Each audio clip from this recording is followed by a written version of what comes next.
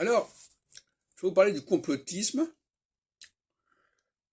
Complotisme, c'est quand on se met d'accord, plus ou moins, pour rejeter quelque chose, pour rejeter quelqu'un. Ou au contraire, pour promouvoir quelqu'un ou quelque chose. Dans le cas d'Nostradamus, à la fin du XVIe siècle, il y a eu un complotisme chez les libraires pour fabriquer les centuries, pour fabriquer un personnage de Nostradamus qui n'existait pas et qu'on a complètement repensé, retravaillé, en l'utilisant bien entendu pour les enjeux de l'époque, c'est-à-dire les périodes de la Ligue et de l'avènement d'Henri IV.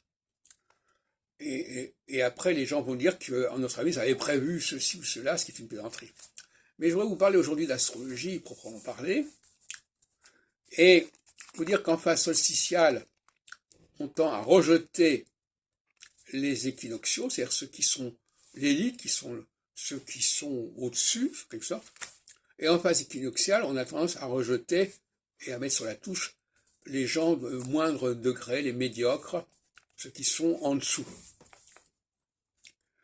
Et l'astrologie permet de suivre ce processus-là, qui est un processus assez complexe, parce que la transition d'une phase à une autre passe par des situations ambivalentes. On ne sort pas d'une phase solsticiale pour entrer dans une phase équinoxiale comme ça, ni inversement. Il y a une progression qui se fait, qu'il faut savoir suivre, qu'il faut savoir appréhender. Donc là, actuellement, nous sommes en début de phase équinoxiale, depuis quelques mois, et nous sommes en train de progressivement miner les certitudes de la phase solsticiale, c'est-à-dire les certitudes des gens d'en bas. Alors ça se fait petit à petit, il y a un complot pour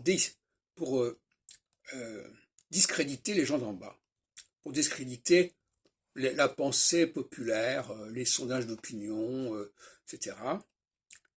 Et inversement, quand on sort de la phase équinoxiale, et petit à petit, en début de phase solsticiale, on va s'efforcer de déboulonner les gens d'en haut, de les discréditer, de les calomnier, etc., etc.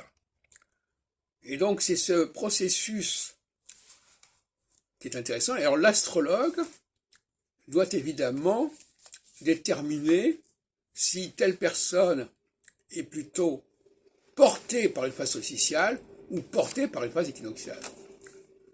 Ce qui veut dire que finalement, si du point de vue socio-culturel, elle est médiocre, elle sera portée par la phase solsticiale. Si du point de vue socio-culturel, elle est élitique et elle est de haut niveau, de haut potentiel, elle sera portée par la phase équinoxiale. Mais en sachant que, et ça c'est contre-intuitif si on peut dire, en sachant que ce n'est qu'en fin de phase équinoxiale que l'équinoxialité l'emporte, et ce n'est qu'en fin de phase solsticiale que la solsticialité l'emporte. Ce qui est un petit peu compliqué et problème sur lequel j'ai buté, à savoir que c'est en s'approchant de l'autre phase que la phase triomphe, alors que c'est le début de la fin, c'est le chant du cygne.